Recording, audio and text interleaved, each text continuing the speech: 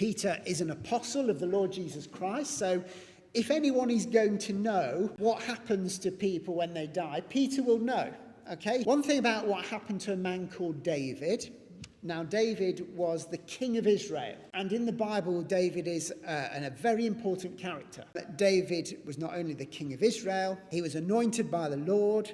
It tells us that he was a man after God's own heart. And it also tells us that David received promises directly from God. So we're talking here about a man who is esteemed very highly by God. Okay, but what does it say about this man David? Well, Acts chapter 2, verse 29. Men and brethren, let me freely speak unto you about the patriarch David, that he is both dead and buried, and his sepulchre is with us unto this day. So Peter here is quite clearly telling us that this man David is dead, his sepulchre is here to us today, and he is buried. But what is also interesting, in verse 34, he tells us something else about David. He says David is not ascended into the heavens, because David, being the man that he was, the fact that he received promises from God, that he was a man after God's own heart, he was the king of Israel.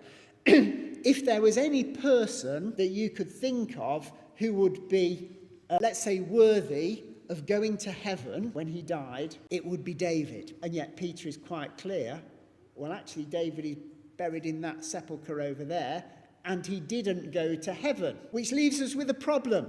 Because if we believe that when we die, our immortal soul comes out of us, and if David didn't go to heaven, then where did he go? That leaves us with a problem, doesn't it? Because Peter says, well, he didn't go to heaven, so that only leaves one option. Well, does he mean he went to hell then? Why would David, a man after God's own heart, be subject to going into hell? It doesn't make sense, does it?